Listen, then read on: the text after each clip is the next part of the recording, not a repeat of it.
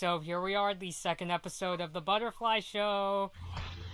This week, I don't feel the need to bail. I got cereal, if you guys remember from at least second season. And oh boy, pudding. I kind of wanted to just like get this out of the way before we start. Jeffery Tambour, what were you thinking? Well, he has been denying the charges, so we don't know who gets even though I don't think anyone would want to say, okay, yeah, I did it. But hey, that still doesn't make it sure either way. Actually, I've heard in like more recent stories, he said that, if my actions came out as predatory, I'm so sorry about that. But then they still accused him anyway. Well, in order to be accused, it had to be some pretty serious stuff. You never know, actually. During these kind of waves, sometimes false accusations can just slip in between. I will admit, there are some people who get like somebody wrongfully says, oh, this person tried to do this and this and this to me. I'd like to think if they're being brought to court, though, it's because there's viable evidence for it. Yeah.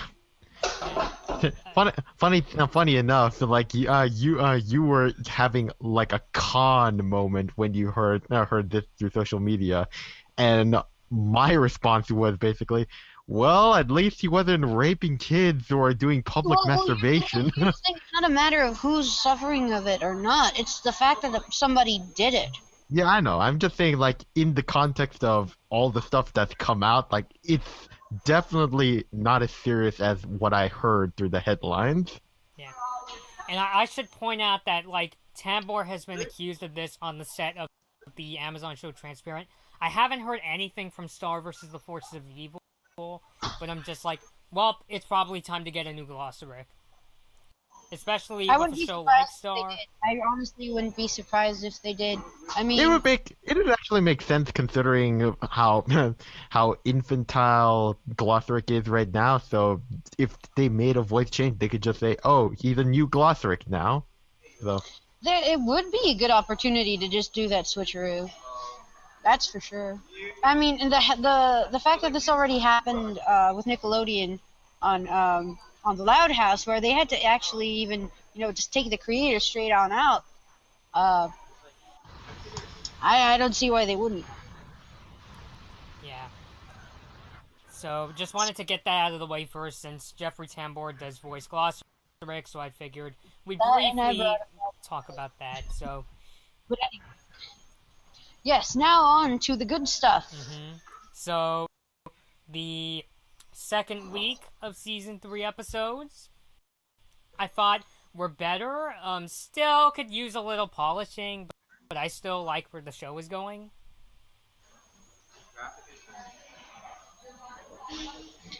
Gabby? Agreed. Well, honestly, I actually quite enjoyed the episodes this week.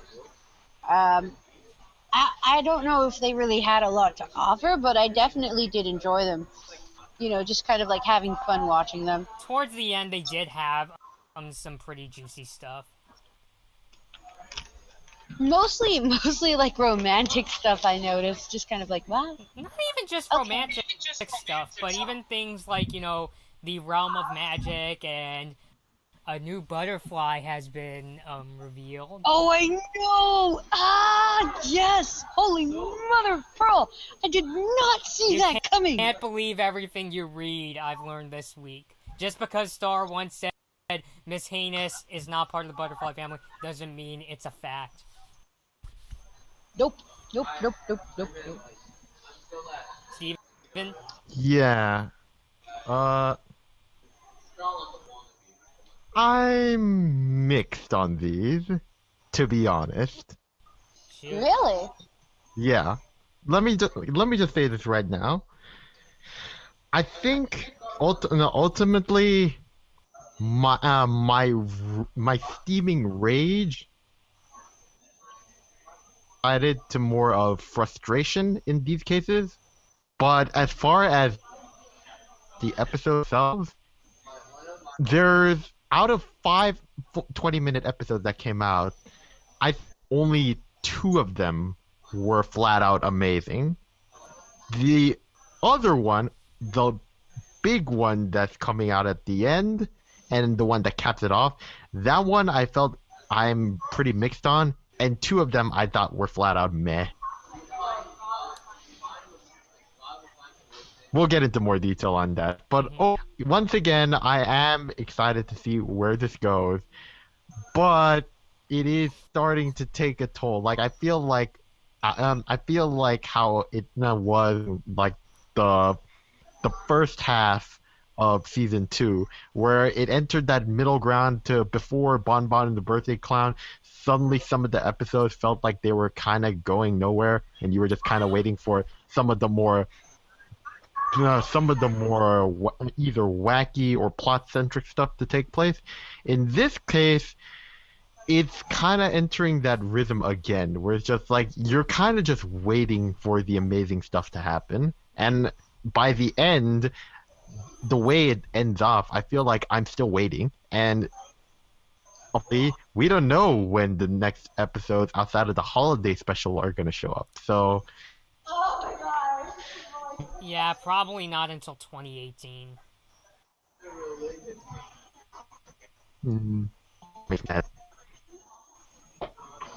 What did you say, Steven? You cut off.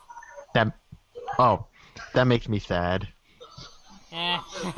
For me, it's just, it gives me time to finish writing my fan fiction, so. Yeah, I guess that's true. And I'm here, like, I've had to do worse. So I don't really mind. Right. So should we just, like, go down the episode list like we did last week? Yeah. Who wants to start this time? Because I basically set a guideline during the first one. So I guess we start with Princess Turdina. Yeah. Who wants to go first for this one?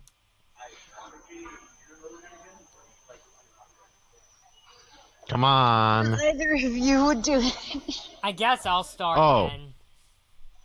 So, I liked the episode, but I wasn't really sure, if it was, like, one of the more impactful ones, because it just kind of starts with Marco being, this kind of idol worship by the princesses, and kind of just ends on that, Except for one thing at the end where, Heinous' cheek emblems glow. I kind of thought the episode itself was well-intentioned. It was kind of fun, but I wasn't really sure if I really needed to see it. Yeah, I kind of... Honestly, I was about... Oh, shoot. Oh, crud. The audio just went nuts on mine. Okay.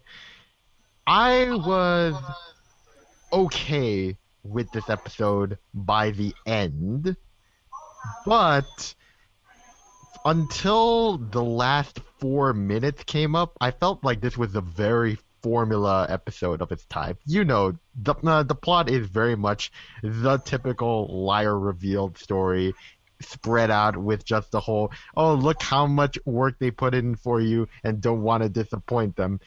And just basic tired plot line.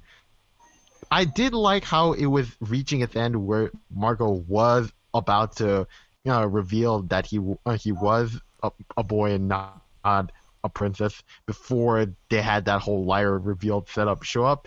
So I'm cool with that. And also just the overall message behind it is that the idea rather than the reality can sometimes be more powerful. That definitely is something that I don't know. I felt like ironing that out as the main message to it all kind of made it okay. Like, I didn't hate this episode, but through most of it, I was just bored.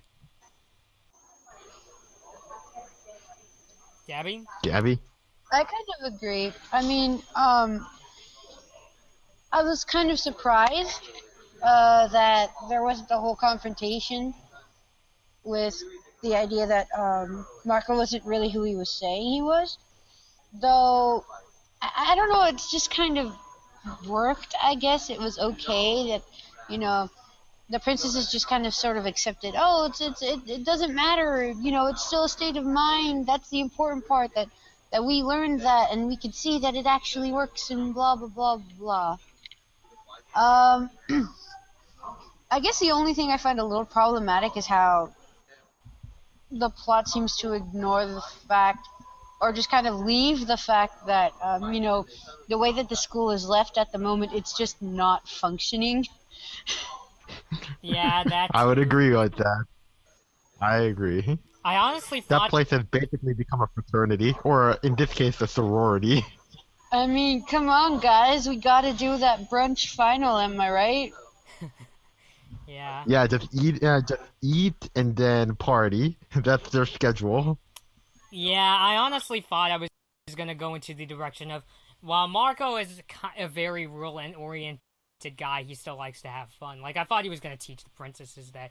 And the whole liar revealed thing, like, yeah, it's kind of predictable, but I'm just glad that nobody was, like, moping and doping, and then it's like, wait a minute, but Marco had a point. Like, it just, you know, goes to Hannah saying, see, he's a boy, and then that one princess was like, hey, just because he's a boy doesn't mean he can't, you know, encourage us and all.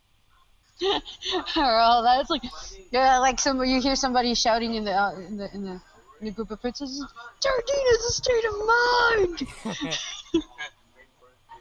And I think that pretty much sums it up there. You know, just kind of like, they're fine with it. They have absolutely no problem. Mm-hmm.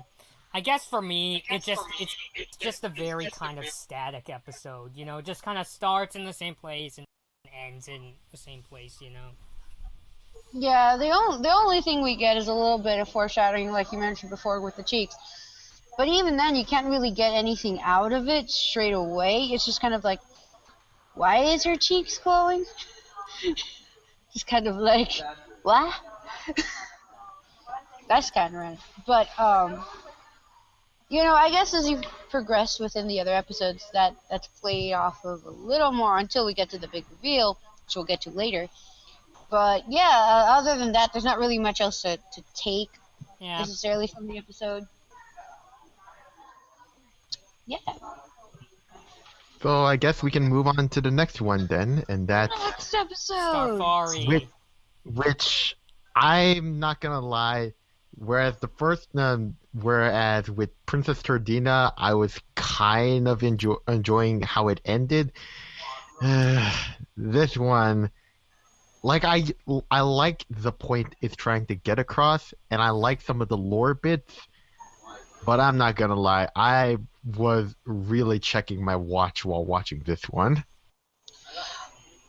I'm just making sure, because I have a bit of a bad memory. Is this the one where she meets the monster expert? Yes. That's Yeah, where she it's meets where Dr. they meet. Ah, okay. Oh my It's where they meet God. Grandma I did Steve not- Irwin. I really did not. Or here's the thing that the Star Wiki brings up. They think that Goodwell might be based off of Dr. Jane Goodall.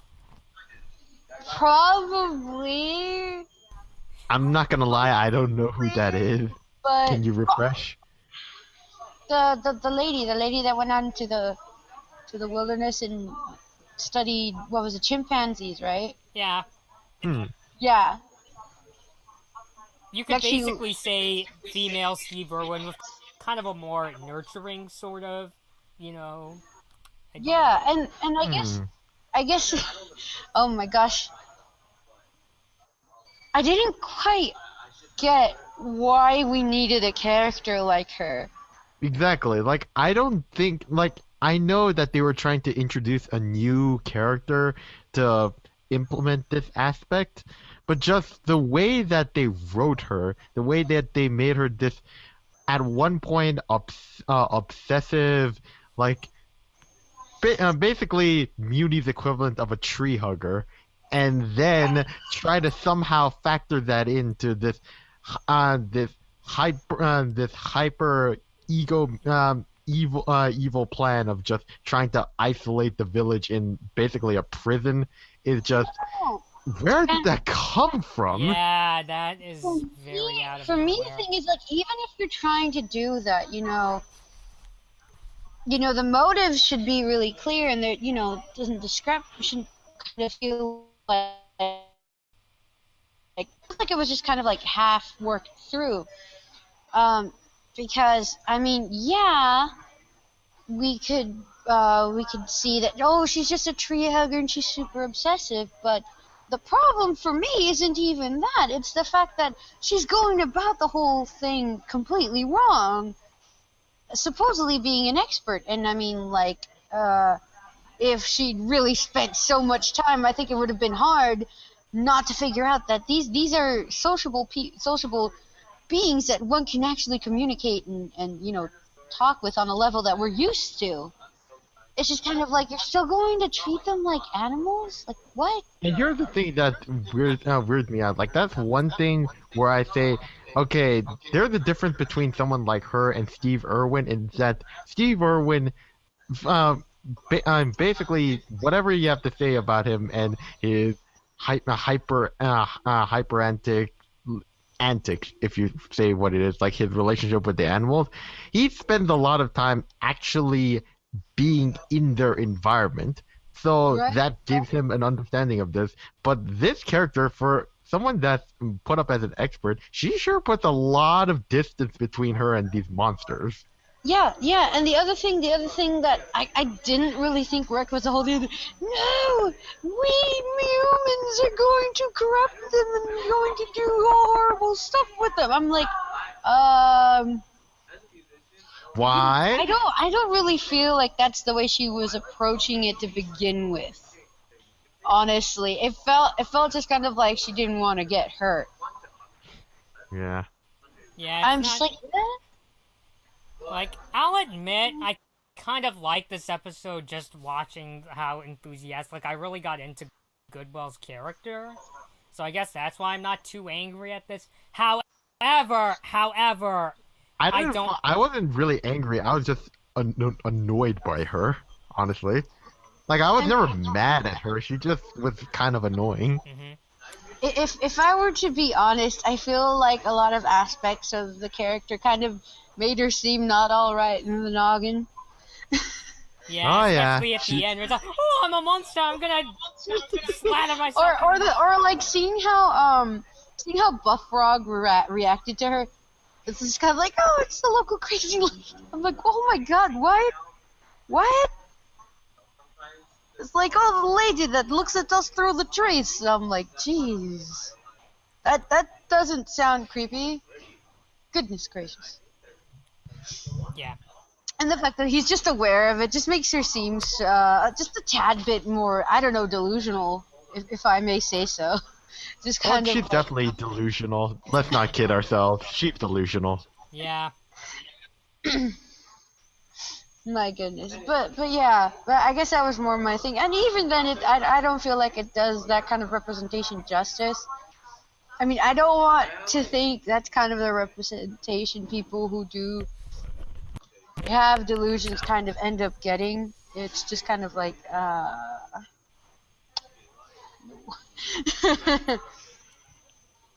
no. Yeah. I guess for me, it's just that I got into the character, but her whole thing about how putting the monsters, like, putting all that monsters around and putting them on an island, it just didn't connect. So I guess that's the thing that the three of us can agree on. I will say one thing I did like about this episode, apart from Buff Rock and how just chill he was, Star's diorama of the world. How elaborate. That was just like, how long did it take you to build that? To have that whole underworld compartment, all of those figurines and buildings Well, and you shit. forget, we've got the magic wand. True.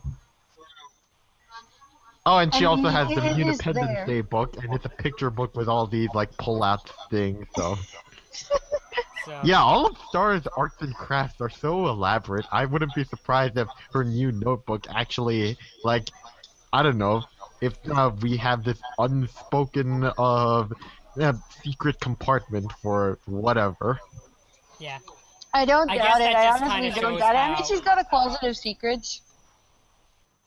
kind of Yeah. like just I wouldn't be surprised if she did. Well, that's what happens when Darren Epstein says Star is based on her. She's gonna be really elaborate with arts and crafts.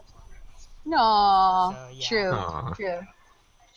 Okay, so Starfari was kind of a meh affair, even though I thought it was okay. So It was funny and fun, but Then not... this is when I get to the episodes that I actually do care about. Sweet Dreams. Yay! That's the first. Ooh, that one was really cool.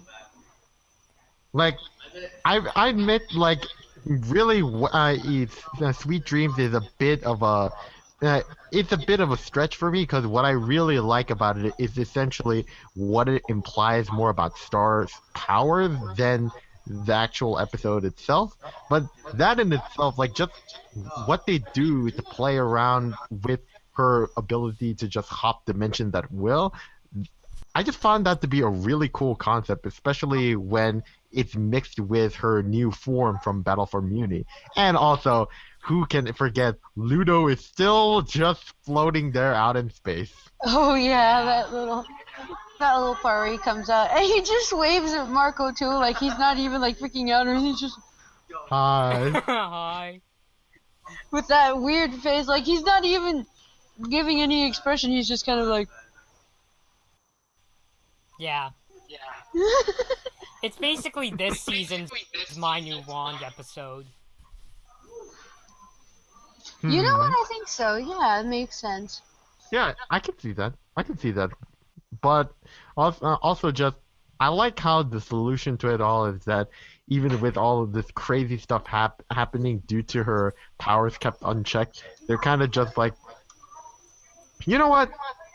Yeah, Eclipse is basically just said, you know what? Just let it happen. Just let it happen and see where it takes you. I'm not gonna lie. I actually started getting worried when I heard her say that. I was Especially kind when- of suspicious, but at the same time I was intrigued in a positive way. Yeah, I like- know, yeah, because like it makes sense. It definitely makes sense. Like it seemed like this was being, at least like with the sense of her parents being blown out of proportion. Even though let's make it clear they weren't really completely aware of it. Oh yeah, thank you for me about that. Another example of me saying "fuck you" to River. Just of all of the things to You say. know what? I didn't find his reaction very in character. Oh, we'll just have to entirely send you away. You'll never be seen again. Just really. That's the first thing that comes to your mind. That's the first thing you say. That's pretty out of character. Yeah. Like, wouldn't it be? Wouldn't it also make sense that other members of the Butterfly line have gone through something similar to this too? This would be the equivalent of saying like, well, this would be really mixed example only because. This would only be the start to it, but let's say a daughter was going up to her parents about her period, but then her dad says, "Oh yeah, you're gonna die." No, but here's the other thing. We could keep in mind that yes, although there could be other members of the Butterfly family that have gone through it, who it is can make a big difference. Because the main idea that came in my mind was that potentially the other person who had gone through it was Eclipsa, which wouldn't really help because they already have a very questionable opinion of her. So, yeah. Yeah. That could You also think- be the reason why Do they you would guys react to think it Moon that way. never went to this place, or she's just being, shh, we can't tell you, Star. Well, that would make a lot of sense. We could also think that even then, like Eclipsa being really open and very kind of like rebellious would have been like, oh yeah, you know what, I did that, and you know what, yeah, it sounds dangerous, but I don't care, I did it. And then everybody just looking at her like, nobody talks about that. Oh man. Yeah. Just kind of like, shh. You know, this isn't supposed to be a thing. It happens, but nobody's supposed to know about it. It's just our secret. Speaking of it, shh. So it's we finally sort of got a reveal to the captain painting. We did. Yeah. Remember the painting in Star's room, and how it was talking to Margot on Blood Moon Ball? Oh, Turns out that I remember. painting is a secret tunnel to wherever, I don't know. Oh yeah, that's right. I didn't notice it was that picture. And Darren Nepsy said it was the captain all along. So who was the captain? Ooh. This is sounding more Mystery. interesting. Yeah, but it never talks about it again. It's just like Eclipsa just shows up in the chat. Oh, I used to go through these all the time. Who else knows? Oh, that'd be creepy. Oh my gosh. I've been watching you all this time. To be fair, Eclipsa, well, that could be a possibility in more recent episodes, but through seasons 1 and 2, she's been trapped in Crystal. So. Yeah, that's why I was thinking, like, okay, it can't be Eclipsa, but then who is No, it? no, no. But then that's the thing. Like, there could still have been somebody else doing that. So Maybe who some triggered it? random person who's just goes around the town and just ended up in one of the secret tunnels. Since, if I remember correctly, when Marco was in that room, the room was on Earth. Am I correct? Yes. Yeah. Yeah. But it connects with the same dimension supposedly. No. Well, I mean, I guess that could be another thing where somebody was in there and then they just got brought with the room, but I find that highly unlikely. Well, Star never knew there was a function like that, so maybe it always was. Especially since, well, let's be honest here, her room looks exactly the same when growing out of the castle as it did from Margot's house. So, True. cross-dimensional door, but sure, why not? Of course, because why not? Why not? Or we could just imagine it being a sentient painting. I would be laughing my butt off if it turns out that it was Ruberia all along. Ah! Oh my gosh, that would be awesome. Shit. That'd be hilarious. Oh, you Hashtag stupid bring folk back singer, Patrick I don't care if you're voiced by Patrick, so get out! He's coming back this holiday. Oh, fuck. I'm sorry, guys. I just gotta love Patrick something. He's freaking awesome. Yeah, I know you went he to a is, Fall but Out it's just Boy like, concert. You got Yeah. to sing Yes! that song. It was so awesome. I got to see them perform all of their best songs. It was so much fun. Just best time ever. Yes. Yes, that is really cool. Although if I met Patrick Stump, I'd probably tell him I like your songs, but stop singing about Star. Oh. I just really liked his song though. It was so I'm not cool. saying don't let Patrick Stump go on the show again. I'm just saying his character. Oh, cause well, I mean, it was a bit uncalled for, you know, the whole reveal's like, oh, Starlights, Marco. I'm pretty sure Star is like a little That's why I'm butthurt saying if it turns over out his that she was, doing that. that's why I'm saying if it turns out she was in the painting all along, it'll just be just another layer. That makes so much sense now, Steven. Oh boy.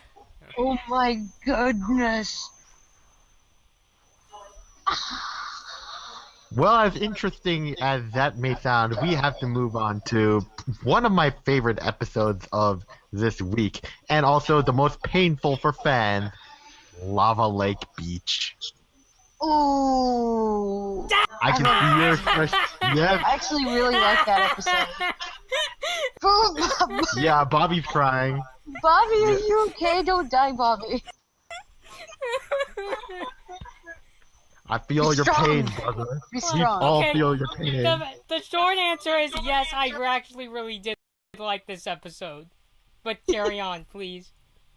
But it hurts to watch because essentially, this is the episode where you get to basically see Marco's equivalent of the Bonbon moment. The bonbon moment.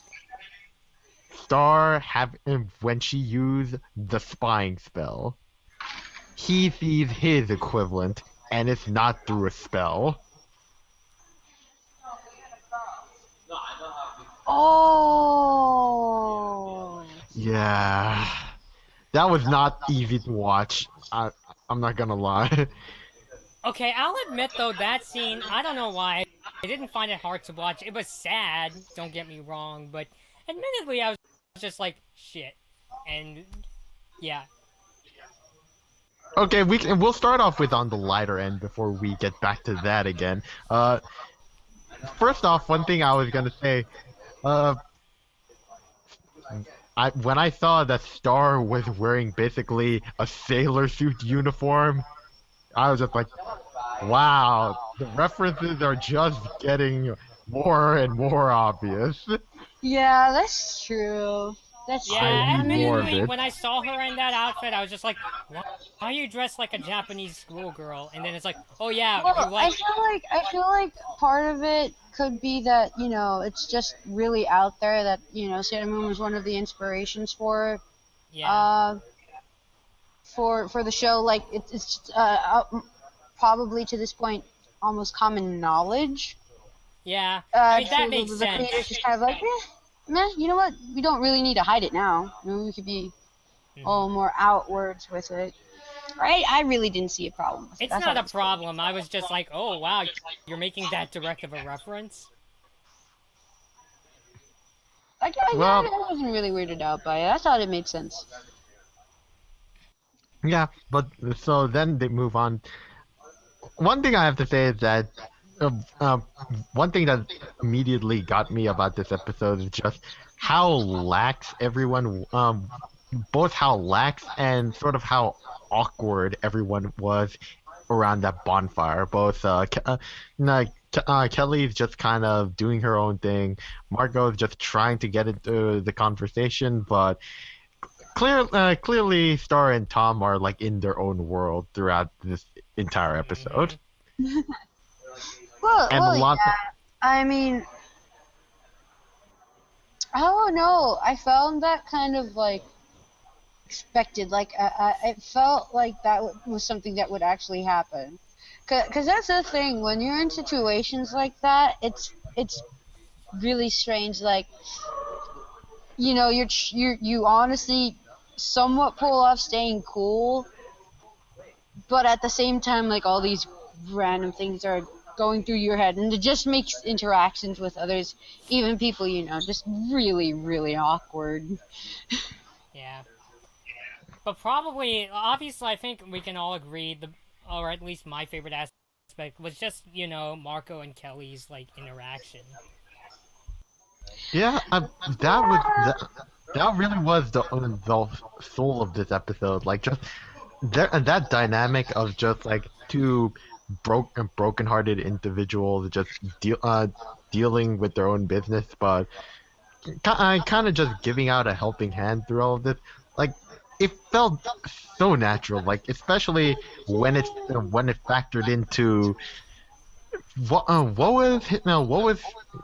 was his name again? Tad? The one that, yeah. Once they got to that talk with Tad, shit got real. Like Oh, I the know. whole That, just I the will fact, admit, caught me off guard. I was like, wait, what? All this like at time? first it seems cartoonish because it's essentially the whole he's literally in here and he's just staying there. Well, once they got to talking with him inside, something I really like about the show is that it often shows like maybe not in the case of Ludo's parents, but in a lot of cases it shows broken relationships less in a more tragic or abusive state, and more in a pathetic way. That's true. That's true. A lot of times they're kind of built up a little more and just kind of like played out as this bigger thing than really something that's just really, get over it. I would say just, um, what do you think? Like, we've already gotten a bunch of hints of it before, but you have to actually wonder just why Tad and Kelly keep on splitting up so often. Like, it's been put up as a joke before, but I'm really curious just how that fizzled out so much to the point that it could be taken as a gag.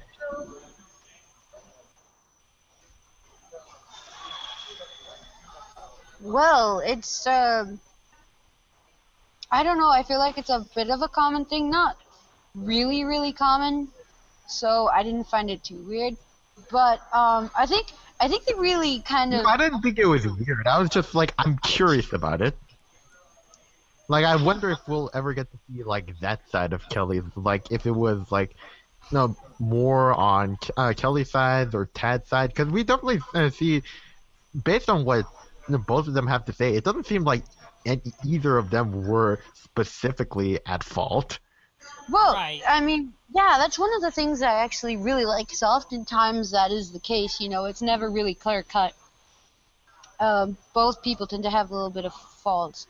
I mean, there could be some defining factors that can put something more on one person's side than the other. But they don't really get into But specifics. Yeah, typically it's like both people have, at least a bit to do with what was going on, And ultimately, in that same way, it's just kind of like, you know what? Sometimes personalities just don't mix like that, and problems don't get fixed because people can't talk it out. Whether it be because their opinion on the matter is different, whether it's their argumentative style is different, and this is something that it's been actually researched, where it's often said that people that have similar argumentative styles tend to do better in relationships because they can communicate it in a more clear way. But we see a lot of people who tend to pair up with others who have at least slightly different argumentative styles. So I think that's kind of something that comes up here. I mean, especially with the way that, for example, Tad was his name? Yes, right? Tad. Yeah, Tad. Yeah, he's all like, yeah, it's okay. This has happened a lot of times. What's It's the point? alright. What's the point This'll of just moving? blow off. What's the Because point of to him, this moving is out really if it's real, gonna just and- end up the same? Huh? What's the point of moving out if it's gonna just end up the same? Exactly. So he's here like, well, if it's gonna end up the same, then we're just gonna get back together. But on the other end, we have I forgot her name. Kelly. I'm sorry. Kelly. Kelly. Yes. We have Kelly, who's like completely tired of the same thing happening over and over and over again, to the point where she's not willing to put up with it at all anymore. So it's just kind of And like different and ways one thing of I'll doing have the to say- situation. One thing I'll have to say based on that is it really contrasts with Star's current attitude to both Tom and Marco, is that ironically Kelly's current dynamic and just her attitude to it all is a lot more sympathetic than the way Star is treating it. Yeah. And we'll get more to that because it's not just on Marco's side. By the end, there is something on Tom's side that is just kind of it's hard. It is hard to watch. Yeah. But I will say, like, ironically, Marco trying to give Kelly the helping hand by essentially just being there to listen to her problems, he ends up trying to essentially, basically, he doesn't have much to add. He's just trying to deliver a message on what Kelly has to say, And that really shows once it turns out that Tad, even though he's convinced that it's time to leave, he drops some knowledge on Marco that quite frankly, it's like throwing you that answer after you just been getting the wrong answer multiple times and just realizing, what the heck? Why didn't I see this before? And just you're Exactly. almost in Yes, denial. sometimes seeing, other people's reactions to your problems kind of gives you that idea. You know what? This person may have a similar problem and not have a clear answer, or be ignoring a fact that's just blatantly clear. I mean, heck, that's clearly what happened here. It might not have even been that he actually had that, he was aware of that and was thinking that the whole time. It could have just been an epiphany that he went through, and I guess seeing that decided to share it with Marco. Bobby, That's it just looks how I'm like you seeing want the to say writing something right working now. out. I feel like a lot of times I'm approaching this as if like the people were actually just talking on their own accord. Like, jeez. But I hope you guys get what I'm trying to say, right? Yeah. I don't know. Okay, cool. It's weird. I remember I talked to my sister after seeing the episode, and she was like, "Sure." So he mainly stuck around because of his feelings, like for Star, like even subconsciously. Like me and my sis kind of felt, but wasn't that because she's Marco's best friend, and that he doesn't really have reason to go to wherever he wants if it means leaving his friend. Yeah, but it's hard. It's one of those cases where something like that is hard to acknowledge because it is a sign of weakness. Like Tad puts it perfectly. You have you basically have the power to do whatever you want, wherever you want, and you choose to stay with your unavailable crush. That is the master of suffering. Mm-hmm. Oh, well, I mean, yes, we definitely have that, but I think we need to go back a little bit and realize Marco may not have been completely aware that's what he was doing or have that as his intentions. Right. I think he subconscious. No, I disagree. I think around the time. Let's keep in mind, yes, the thought could have been there, Stephen. I'm aware of that. But the fact that it could have been deeper into the... Let me finish, okay? Because I want to point out, right around the point where I think it's subconsciously obvious, but he's not trying to acknowledge it, is the moment that Jackie broke up with him. Well, yes, that's It obvious. doesn't become any more clear than that. Even Jackie has to be the one to point that out to him. But that's the thing. That's the thing. Even at that point, Marco, I don't think, was completely aware that he liked Star that way in the form of a crush, because there is this strange kind of like gray area that can be pretty long between what is considered friendship and more than friendship, just kind of like a romantic type of attraction. And a lot of times people like to split it. It's clear cut. There's no in between. There's no kind of like growing into one or the other. You either really like the person, you like the person in that way, or you like them as a friend. But see, what we're pointing out is specifically not the fact that he knows specifically whether whether it's as a friend or not. I'm saying specifically when it comes to that subconscious feeling of regardless of what I was either part is. Yeah, but that aspect was obvious to him, and that's where he wants to keep it quiet. Steven! Yeah. I see what you're trying to say. I've seen it. Like, I'm trying to explain Gabby, it. it's hard to hear you. I got what you were trying to say. In fact, as soon as you started saying it. What I'm trying to say is that even though he may have that thought in his mind, and let's say, okay, you're putting it as he's not accepting it, he may not have it clear enough, even at that point, to himself, just to what extent it goes. And a lot of times when you're like that, in fact, I've gotten this as advice. Because, a lot of times the people that I've had romantic interest to have been friends. And, you're often just so, no, you just need to play it off. Just that's not what you're thinking. You're just confused, right? There's a complete difference between it. Now, let's say that he may not have gotten that kind of advice. Or we're not talking about a situation like that, but, there could still be that kind of idea for Marco that, you know what, I can't really have straight up that idea. I might not be sure what's going on now. I need to figure it out, which would be why he did not completely have that idea clear for himself.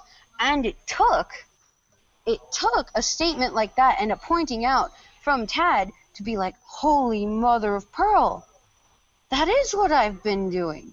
And now having that thought up in his conscience, and then seeing that, that's when you get the complete state of denial. You get me? No, I'm not talking about that. I'm talking about that scene. Right after having that point out, he sees. Yeah, exactly. I think that is when we can really talk about him having that clear and not wanting to accept it. You get and me? By the way, audience, if you don't know what we're talking about, it's the kiss at the beach. You all know what it is. You've all been meaning it out. Yeah. Tom and I also need to point out, I was not really happy seeing that Star did indeed just completely get back with Tom. I was just kind of like, what? Why? No. Bobby wants to say something real fast. He's been dying to say something. Not dying. I guess I agree more on Gabby's side as far as, it took Tad's, telling him, you've been, sticking around all this time for him to realize, that's what he's been doing. But the whole thing with, Star and Tom getting back together, I think some fans are theorizing that she got back with Tom as a sort of padding. I don't really know, because I often, I used to think that she would get back with Tom because she doesn't really know how, to feel straight up. She doesn't really know if she wants to get with Marco. So she got with Tom as a way of, because even though she went through sort of a tumultuous relationship, he can still be a chill guy. Which props to the team for making that clear. They don't tiptoe around this stuff. They make it very clear. Even going back to one thing I have to say, where I think the show really tends to shine is just on the way they described people's feelings. They don't do it in a way where it might not be quote unquote the most natural how some characters would speak, but specifically it gets their emotions across in ways that are both blunt but full of just that rich emotion. They just say, in my opinion, the perfect words to describe everything without making it simplistic. The fact that they still manage not to be just in your face. Kind of there's a sense of subtlety to it that just makes it work a little better than in most other cases. Where it's just kind of not somebody tries, this is what's happening! This is what we're trying to tell you! Here, do you see that? Look right there! This is one of the main reasons why when I go back to Star's confession back in the end of season 2, the line that actually spoke to me wasn't actually the final reveal. It was actually her following line after everyone's shocked, where she goes around this whole. She thought that if she could just keep it hidden for a long enough time, it'll go away, but it wouldn't. And then going back to Jackie's final lines, where she's talking about how she gets this response from Marco, and points out essentially you know that's not the case. And lines like that, and especially even with Tad, with what we just talked about with Tad, pointing that out straight to Margot, it just has these moments where people just speak and it hits. Like there's no need to tiptoe around it. You just know. And especially for a Disney show to do that, it just makes me say, why are you guys not checking out this show? Like, we're always, like, so obsessed with relationships, both personal and, on TV, that I'm just like, you guys are missing out. This is not just a show with a girl riding a unicorn blasting, like, spells out of her wand. This is really something we got. Yeah, definitely. I'm honestly kind of surprised there aren't more people openly. You know what I'm trying to say? Just kind of like like it's just not like a lot more mainstream than I think it would be. It's definitely not Gravity Falls. Like Gravity Falls Heck yeah, that was just all over the place. The world, like. I feel partially it could be a lot of the design. People kind of mistakenly give it the dismissal of, oh, it's a girls show. I don't feel like that's completely it either. A lot of people tend to find kind of like the concept of relationships sort of like a teenager, kind of young person, niche. I guess, type of people go to Disney to kind of, feel like being that child again, not so much to, like, watch a show about, well, I don't know if I could say Star Wars shows about relationships, but they are there and they're very poignant. But yeah, they just kind of like... I will say, I think that's part of the reason why Gravity Falls was so popular. Like, it's a very different kind, but it's also very nostalgic. Like, it's very much the 80s kids, the show.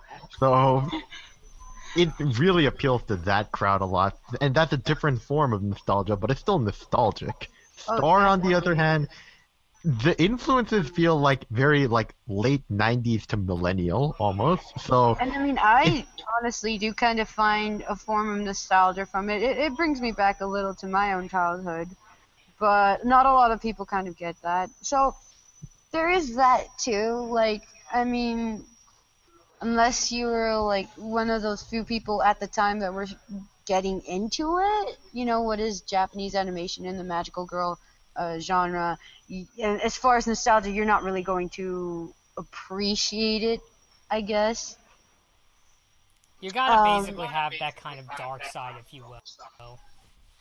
Oh, yeah, no, that's not the thing. We're talking about looking at it at a very superficial level, because that's kind of like where we get a lot of people hooked. You know what I'm trying to get?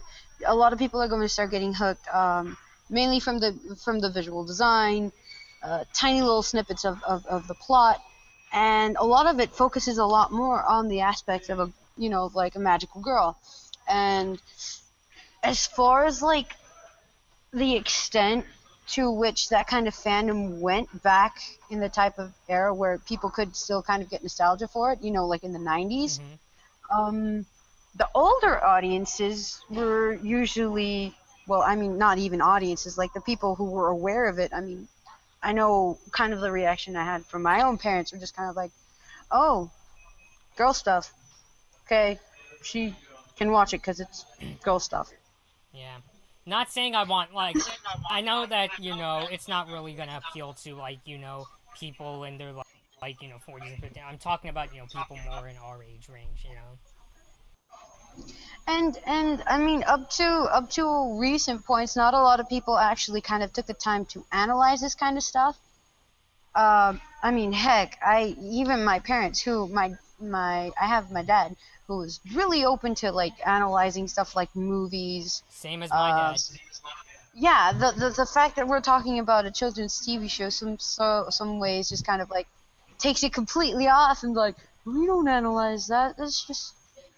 Yeah, that's kind of how my dad feels too. He never like outright shunned Star, but it's just kind of like it doesn't bring the main idea of oh, this is the kind of stuff you can still analyze. And not that it isn't without merit, because like up to this point there wasn't a lot to really be taken out of a lot of animated TV shows, or a lot of people didn't look at it that way. Like, we still had shows that just weren't really analytical, just kind of like the educational TV shows that people used to show kids.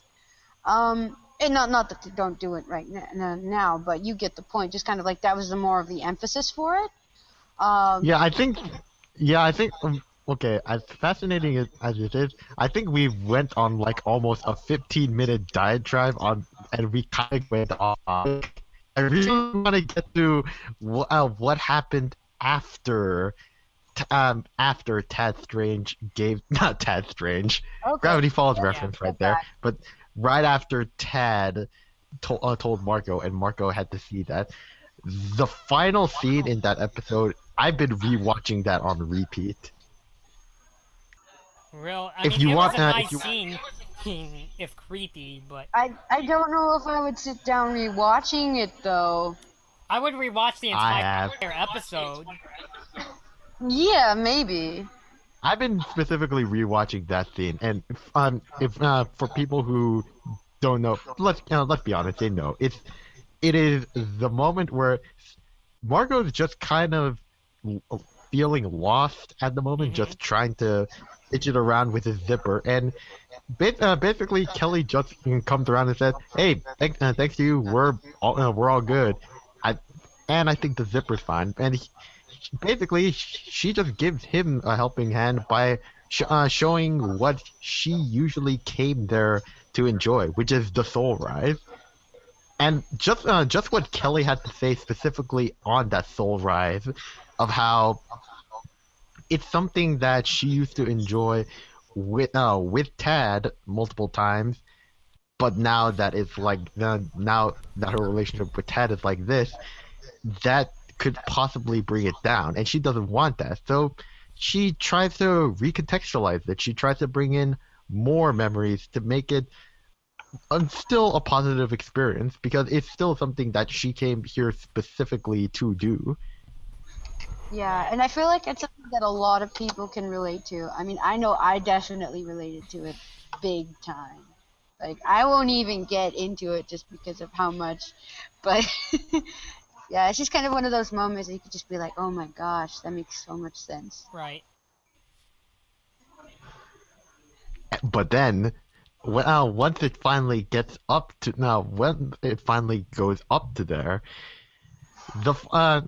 then we get to basically what I can only describe as the basically the entrance bell for another factory to build another ship to set sail. Because yeah, that scene was. I'm pretty sure at least 50% of that scene was meant to be ship bait, like some heavy ship bait. I don't see it really catching on, though. I'm sorry. It's not, but it is still kind of ship bait. Like, Oh, definitely. Like, you I could think- see As far as like, ship- kind of like the vibes there, just kind of like, whoa!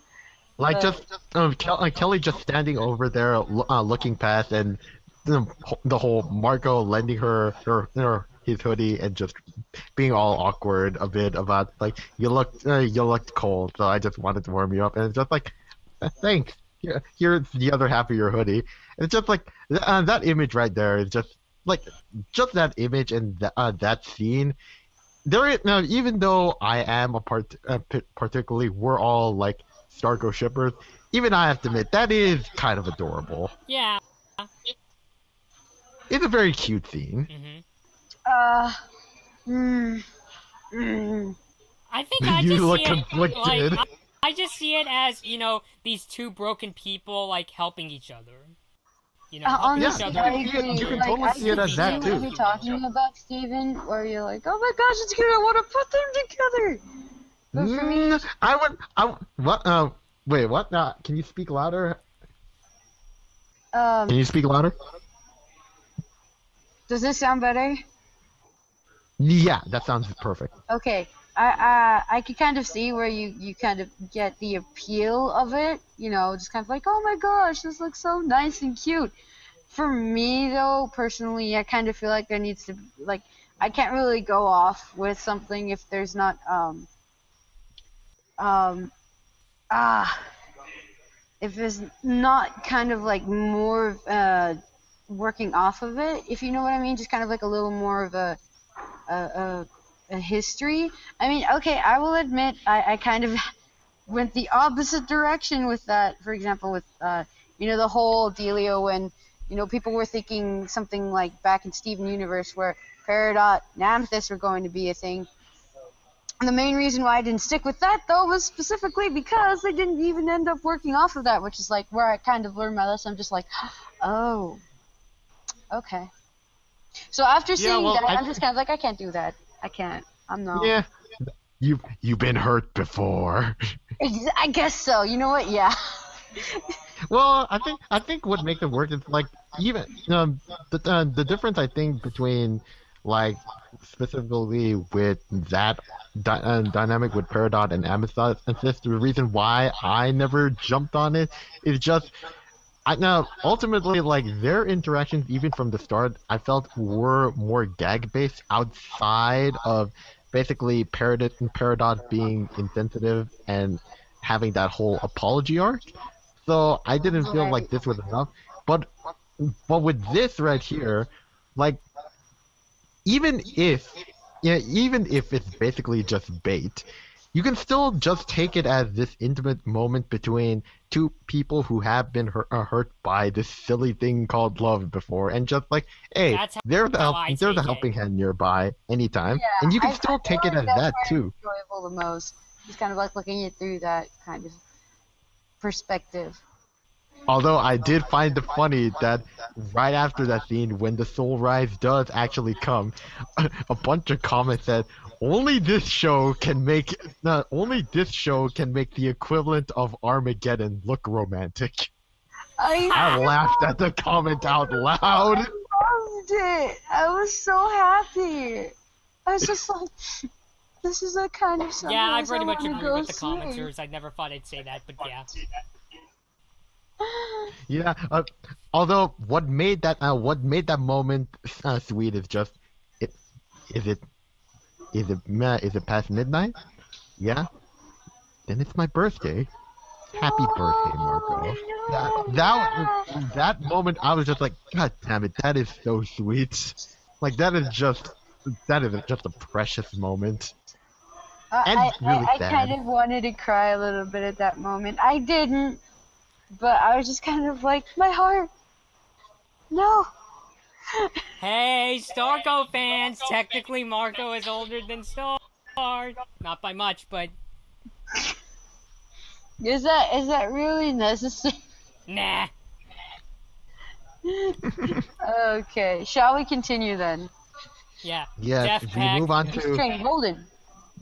I'm just saying right now, I didn't really like these next two episodes. Chat. I can't. I didn't like the latter. Deathpack I thought was pretty creative. But the only thing I really like, okay. I don't like how did we go from Star initiating this whole we have to unite humans and monsters, and now we got this petition together, we only need Prince Rich's. Like, that's it? Just 2 episodes? There's another one coming, but it's just like...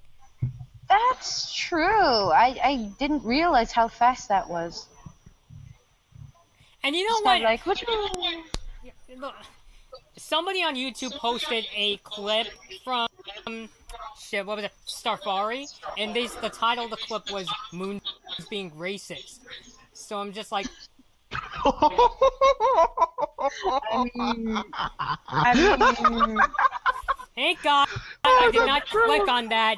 But screw you for making it sound like they're gonna get into Moon a lot more. Especially since she had kind of beef with the monsters. I don't disagree. I don't think it needs to be called out like that, I guess. Yeah.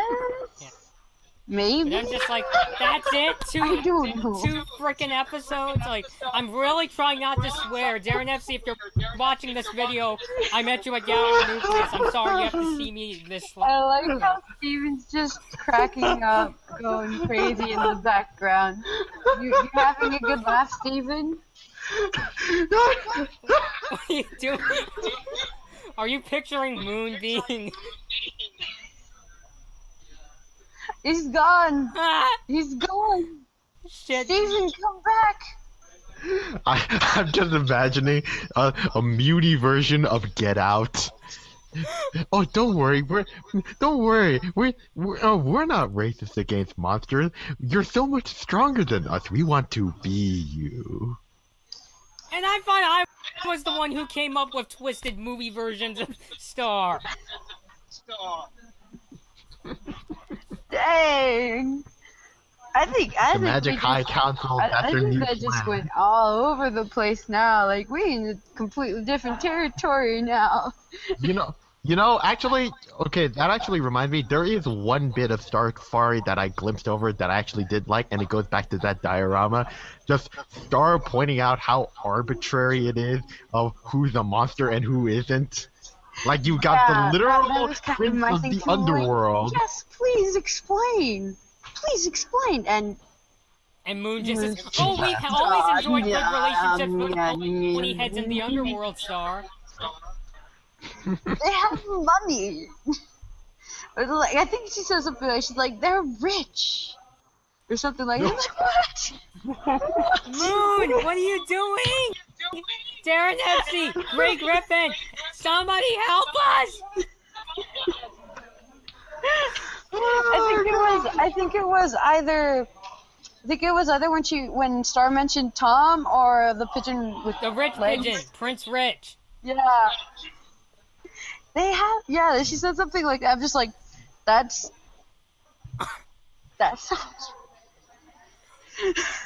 I'm just like, don't say that. You don't. Anyway, back to Death Peck. Yeah. Okay, yeah. I just needed to point that out, but goodness gracious. But yeah, 2 episodes. That's not enough. Nope. The episode itself, I thought, was kind of cool, though. And we had this problem already, like, last week, didn't we? Yeah, the fact that the time skip was way too quick. It wasn't enough to justify Star acting so cold. Yeah, and again, I want to clarify. I may not have personally been aware of it, but looking back on it, seeing what you guys are saying, I do see, this can be a problem. Like, this could have been worked out a little more. Mm-hmm. Yeah, they're just being a bit too quick and a bit too vague about stuff. It's fine to keep stuff hidden, but when it's supposed to play such a big part in both the character and the narrative, you should put it a bit more bluntly, just so that it hits harder. No, I feel like the other thing is that we're delving into a lot of different things almost at the same time. Yeah. So it doesn't leave them too much to work with. I feel like it's part of what the deal is. I'm not completely sure, though. But they're taking their sweet time with the time between Eclipsa coming out and then Eclipsa's trial. And I'm just like, you could have had a couple more episodes of Star meeting new monsters and trying to convince them, hey, mutants well, you need to keep in mind, we may be getting them in a matter of 2 weeks, but the process of making those whole episodes,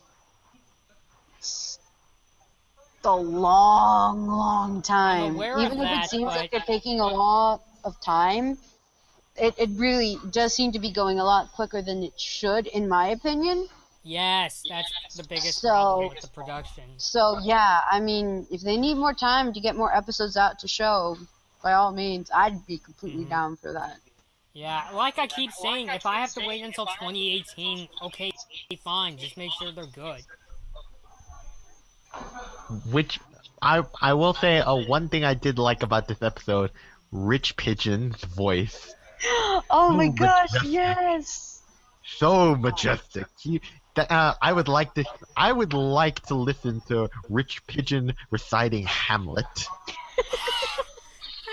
Maybe not if You make Piranha me level, want to but- hear that now, Steven. I want to hear that now. Or To Macbeth. be Maybe or not Macbeth. to be. eh. Or Romeo and Juliet or something. Any Shakespeare You would work. make a better Romeo. Oh, damn. No, Hashtag Romeo make- has to sound a bit Hashtag foolish. make Rich Pigeon Romeo. Make it work, guys. I'm coming up with all No, these no, hashtags. it wouldn't work. It wouldn't work So because weird. Rich Pigeon is too rich. I mean, didn't you hear? They took over that castle like it was nothing. What's gonna stop Romeo if he's Rich Oh my Pigeon? god. But we're getting sidetracked. Honestly, on top of the ending, which I thought was good, I honestly really got into that sort of chase scene where the pigeons are making these different formations and Ponyhead Star and Marco, they're like riding around on these giant legs. Oh, I don't know, yeah. I guess it just felt kind of formulaic to me. Like oddly for me, I think I've noticed that the least interesting type of action scene for me are chase scenes. Really? Yeah, I think I noticed that because unless you have like a really good sense of the locations, like it's where in that case it's almost like a map that you're seeing everyone move around, or you have really creative obstacles. I just feel like a lot of chase scenes, they kind of just end up dragging out stories that could be solved in less than a minute. Like that's why I tend to prefer stories that there's places where they would put a chase scene, but they don't. Instead, it's all confined. Like I tend to prefer those, to be honest. Interesting. I never But yeah, really thought of that. that's just me. That's just me. I don't know. I guess it's just for me. I get really into chase, like, stories like Cough Cough Minority Report, which the second and third act of that movie is pretty much one big chase. So, If you want to if you want to know what I think is a perfect chase film, there was a 2010 action movie from France called Point Blank, not Point Break with Keanu Reeves and Patrick Swayze. No, Point Blank. It's a 2010 movie that is just this guy who has this regular guy who gets mixed up in like a government conspiracy. But he's just a regular guy. He's not trained, and the whole reason he's doing this is because his pregnant wife got kidnapped by this one person who's trying to. That's the twist, is that he's not actually the bad guy, the one that kidnapped his wife. It's the ones that are chasing after him, and so like it's this three-way chase between a bunch of people, and in the middle of it, like at any moment, some of these people could die, and it goes around like these crowded insular areas. It's just a fantastic film. But anyhow, I will say, as Deathpeck, I can at least watch. Ponymonium. I didn't even know no, what I to do didn't with like Ponymonium. The ending especially the ending, it's just like, it doesn't feel resolved. It just feels like filler. Like, I'm sorry, I know that it's trying to introduce Ponyhead's house and house life, I'm like going to say it pretty much is filler. Like, I didn't really see anything that necessarily needed to be pointed out from it. yeah, Kind of I a just felt side like it story. was filling up the time. It's just, can we finish this real quickly? I felt by the end, I actually did feel like Ponyhead's dad. Get me out of here, please. And Like- Sergeant leaves. Yeah, credit to the team for making her house life look like hell, and part of it is caused by her, but part of it is just because the family's crazy. But yeah, Pretty much. I just wanted to leave. Like, how do you end an episode on just, oh, this is a very tumultuous family, but we still love each other? Ah. Like, No, I don't see that working, Game no. of Thrones is any No. answer. You end up sniping someone in the bathroom. like, god. And you know what? Darren Nepsey built up this episode as, oh, we took a fan's drawing of Star in this outfit and we put it on her in this episode. Give her a good episode. Put that outfit on Star in a good episode. Yeah. Yeah, I just Ponyhead. Why you gotta do this to this show? We all saw that episode of So This Is Basically, and yes, you are the cause of this, cause of everyone's ire. Oh jeez. Alright then, point made. Yeah, this was just not a good episode for you guys. I know what they're going for. They're trying to still make it, hey, there's so much conflict, but Ponyhead's like, but they're still my family. But it's just like, no. It doesn't feel finished. So now we move on to the other episodes that I love, like episode 10. These are the two episodes in 20 minutes that I feel were excellent. Episode 10 and episode 12. Agreed. Starting with Nightlife. Mm-hmm. Yeah. Nightlife, I thought was good, but I didn't get into it as much as the next one. But I thought it was still really cool to see Marco in this kind of dilemma of, helping Hecapoo versus helping Star. And then it comes full circle when it turns out, oh, the one who's been opening the portals, that's Star. Yeah. But it seems by the way, Gabby, you've been found. Even up to that point, he kind of already knew that's where the portals were coming from. Yeah. That's how it's played off, at least. Like, I didn't see that at the beginning. I thought he was just kind of like, oh, weird portals are here. I'll go help Hecapoo fix them. But then it's just kind of like, oh, yeah, I knew it was Star. Like, what? Yeah, I'm not really one to pick up on foreshadowing, but I kind of realized towards the middle that, wait, Star's been the one that's been going, through the portals. Well, that's the thing. Like, I didn't feel like they really kind of worked off of that as well as they could. Like, I don't until the end. Seeing how clear they can make certain things, I thought, if it was that, then they would have just made it clear. But nope. It's just kind of like at that one point where they finally see Star. It's like, oh, so he did know. And also, I'm glad that they are acknowledging, finally, after so long, they're finally acknowledging the after effects of running with scissors.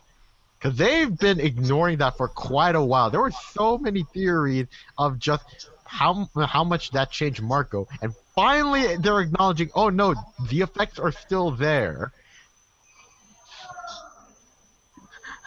Yeah. To an extent. Yeah. And the thing made clear, just kind of like, this is what Marco's really taking out of the whole deal. Like, the part where you see him with his muscles, and he's just like, hold on to my abs, they'll keep you safe. Just keep on going. Yeah. At least they didn't do that stupid close-up shot with the abs and the bubbles. I still can't watch that to this day. Oh man, you burned my face! I love that scene! That was I love that scene! I love that scene! It's just a moment of just Star totally geeking out over those abs. I like that scene from Running with Scissors as a whole, but not that frame. Like, I don't want my head splashed between Marco's biceps. That just makes me think of that one song from the Rocky Horror Picture Show where Frankfurter's just like going crazy over every single muscle in Rocky's body. I'm just a sweet transvestite. No, it's like he just goes through each one of the muscles. It's like, oh my god, I need to show you later. But anyway, just okay. Okay. No, but no, like. One other thing, apart from acknowledging that, okay, stuff regarding the dimensional stuff is exclusive to that dimension, but he still has some of the experiences. They just experience so fast that they don't factor in. Like, all of it is just physical. But what I do really like, though, You all know that I'm the biggest Hekapoo fan of this entire cast. Hmm. Oh, And heck yes, yeah. Like, your love for I Hekapoo is real, man. I've not uh, seen anyone with that kind of interest in her. and There's what I fans. just like. Oh yeah, there is a huge amount of fans. You have no idea. But no, like I just like the fact that the way they built off it. Yeah, yes. 16 years, even if fast forward, going on this rabbit hunt, essentially, it's not gonna be ignored in one case. Like there was, maybe not on Marco's part, but definitely on Hekaboo's part, there was a bit of attraction toward Marco, especially in his adult form, Hmm. specifically.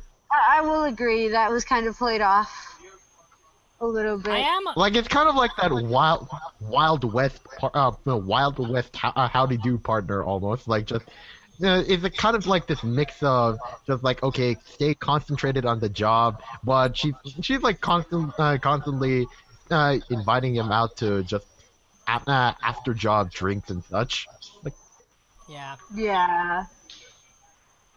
Though I feel like a part of it near the end, she just got like, wait, you're gonna be like that then? Okay, never mind. I'm not cool with you yeah, anymore. I like that too. I like that too. Yeah. Like clearly she's more of a job person than she is a relationship person. I mean she's practically immortal. She can get over this kind of stuff. But I will admit it was pretty funny when just funny and cute that it was just the moment when Marco brings this up and it's obvious he's got nothing on him. Like, no, like there's no way you can be trustworthy. She is like pissed. There is hellfire right behind her. But the moment he drops that octave Uh-huh. to that sweet manly voice, it's just like simmers down. It's Exactly. like, dang, you know I can't say no to that voice. Yeah, like clearly stuff is over, but that is just like one last time. That right there. Yeah. What was the Yeah. line? God, It's I like, love that dynamic. I, please, H-Poo. and she doesn't get mad at being called H poo either. Hmm.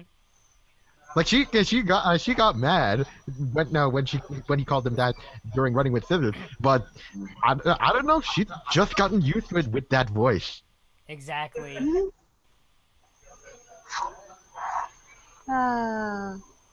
Alright, shall we move on to the next one then? Hmm. Oh, before that, that is one of the that is I've seen people who are annoyed by this character and others who find like okay this is just so stupid it's awesome, and that's the Eagle partner. Oh, He is, what's his name, Bobby?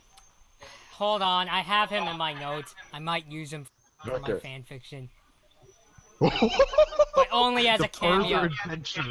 I have his name written as Talon, Raven Talon? yeah, that sounds about right. Talon Raven Talon Talon. Raven The most Talon. American creature known to man. Hmm. Like, he just embodied the obnoxious American stereotype so well. Yeah. We ride! Guess it's proof that more people will have been to Earth. And the fact that even with all that posturing, like, once Hekapoo leaves, he's just like, so, you wanna hang? And then Marco just leaves like, no. Hmm. Like, he's just a lonely dude. Yeah, He needs friends. He just wants friends. Yeah. Alright, so, should we move on to Deep Dive? Yes, this is my favorite episode. Agreed. It is most rich in lore, most rich in character, and just what it's foreshadowing in the future. God, I'm so hyped with this one. Gabby's dancing in the background. She's still dancing, but yeah. Oh man, where do we start with this one? This could be its own whole discussion, honestly. Goodness gracious. I don't know. I really don't know. It's just, ugh. Steven's getting up. I don't know. Do we start at the beginning with Star hearing a voice? Well, maybe just the fact that she's basically recapping every fast motion, while Janna is just being Janna, just annoying Marco. I like how she was pretty chill with it all too. She's like, yeah, okay. Janna is such an enigma. At any point, she always acts like she doesn't care, but at the same time, she always shows up. Mm-hmm. Yeah, it's like low key. She's just like just kind of like nosy, just kind of like, what's going on? That expression right there, just going up straight in your face. Yeah. Pretty much. Ooh. I mean, Bobby, you I were gonna honestly say didn't know something? where that episode was going to go, Please, guys, go on. but oh Okay. man, just seeing it unravel, I was just like, holy Mac, this is getting crazy. Oh yeah, just you know that. Here's the thing. The thing that disappointed me about Steven Universe is ever since season 3, ever since the beginning of season 3, I haven't gotten that feeling I got from Gem Drill. Just that sense of awe, that sense of wonder, that sense of just something that cannot be described. You just have to see it and be fully immersed in it. And the moment when she keeps on exploring these dimensions and eventually reaches the source of magic, I was just like, this is more than I ever imagined this show would dive into. This is some mind blowing, just conceptually surreal imagery I'm seeing right here, and it's beautiful. It's I think this is too big of a way to put it, but I'm just like, is this show's like own little 2001 Stargate? Yeah. I guess. I mean, I do definitely see what you're saying, Steven.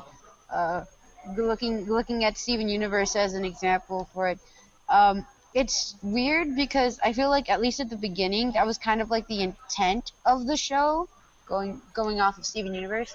But somehow the writing in Steven Universe just kind of ended up focusing more on different aspects, if you know what I mean. Like, it just kept going on more of like, who's in a fight with who, what's the history behind this whole thing, and less kind of like the surrealism, kind of like mystical aspect of it all. Yeah, and Star is starting to dive into that area, which is whenever a show dives into that, that's when I usually get most hype. Mm-hmm. And I guess part of it has to be that we have to realize that when we're looking at Steven Universe, we're not talking about magic. Yeah. Which is, yeah, it was easy to forget because you're just like, oh my gosh, everything looks so magical. It's so mystical, kind of like, yeah, no, but that's space. So you don't have like the same kind of like experience, I guess. Rebecca Sugar doesn't really go through it that way. It's more kind of like giant otherworldly things. While in Star vs. The Forces of Evil, we get kind of more like, wait, what does that mean? Wait, that's old, kind of deal. You know, just kind of like, wait, this is something that hasn't really been delved into before, kind of deal. Mm-hmm. Or like it has been forgotten, kind of thing. Well, everything in Steven Universe is just kind of clear cut.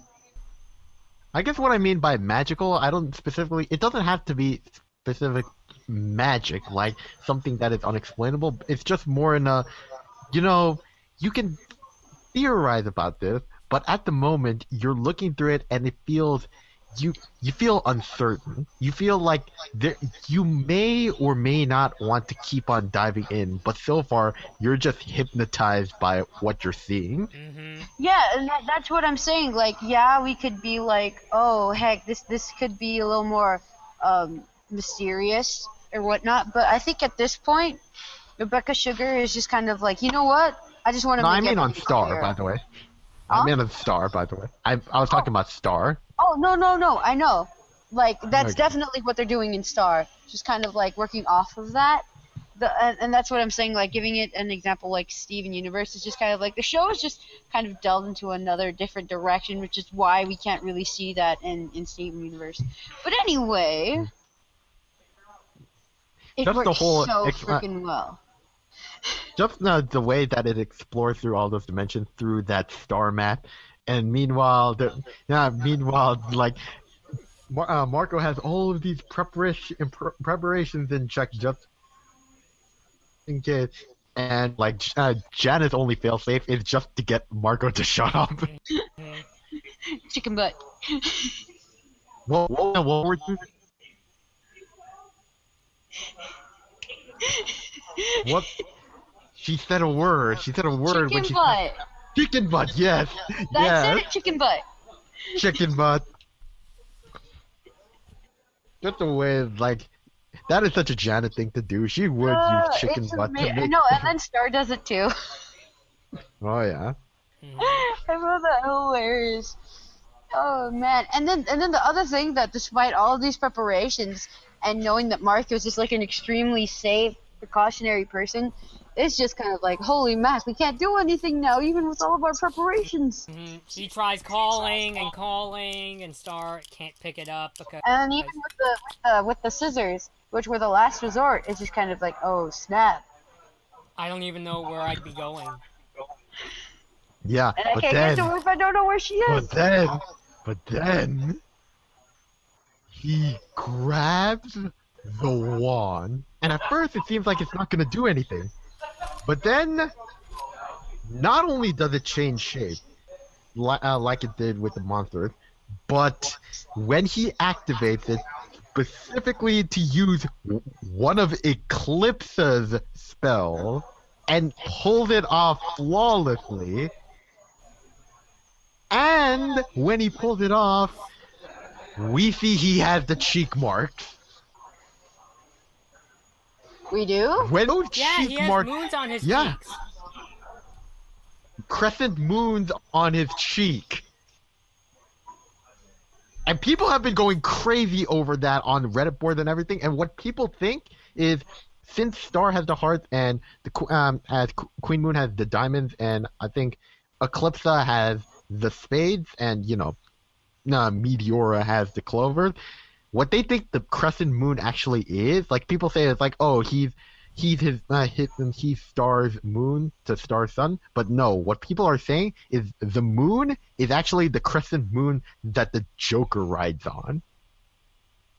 So he's the wild card in all of this. Wait, what? That makes so much sense.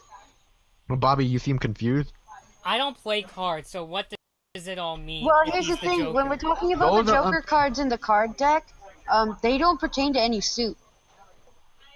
So we can't put them with the clovers or the diamonds or the hearts or any of those. It's Yeah, just there's kind of only its own four, and thing. there's only supposed to be 4 shapes, but that crescent moon could symbolize the Joker, which there is only which makes a lot of 2 sense. cards per deck of that, and they're usually the wild winning card in a game. Again, mainly one of the reasons why they don't put them into a suit is the fact that there are only 2 within each deck, so you can't really fit one for each suit, so you can't really put them in there, And the symbol for it is pretty much just left, when we're not talking about just the straight up jester kind of. Even if they did go with the jester kind of thing to symbolize that, I feel like it would be a little over detailed. More likely. So it makes a lot of sense that they use something as simple as a crescent moon. Also kind of connecting him to, the whole deal with the imagery we have, with even one of the butterflies being named Moon.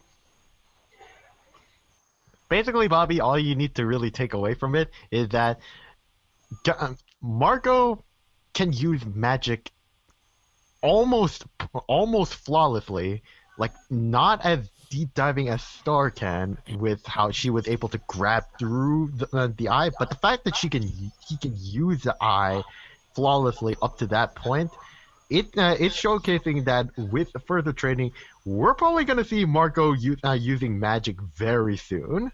Oh yeah, yeah, and Like, kind of like again that sort of connection to the whole kind of butterfly family type dealio. You know, like we don't know what necessarily the connection is yet, but there just seems to be a connection that's just like there, waiting to be discovered.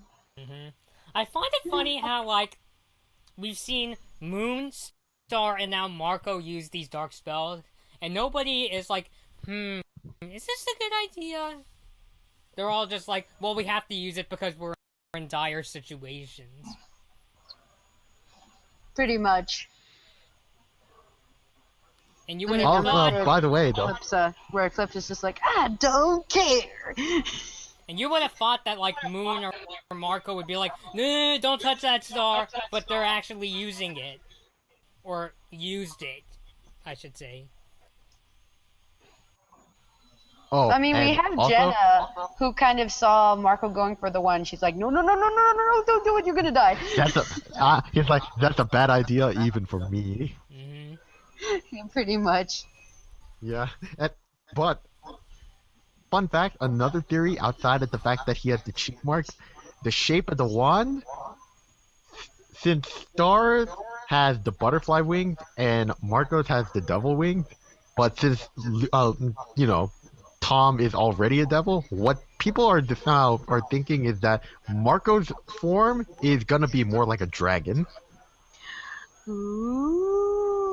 Makes sense. He does ride a dragon cycle. But I like it. hold on, let me bring up the design of the wand. It's awesome. I loved it. I was just like, yes.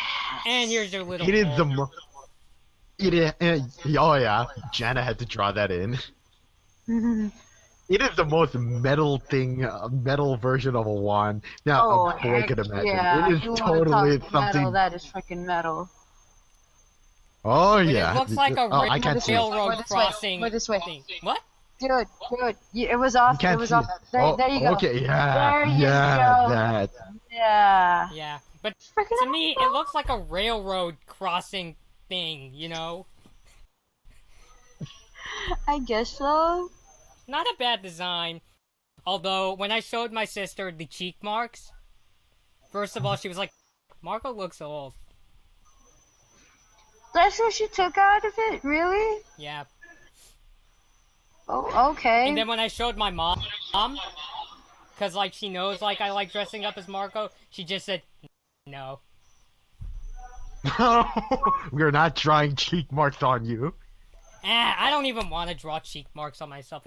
If there's, like, I don't. if there are I feel like characters, that's the least like, intrusive, though. guys, I feel like that would be the least intrusive.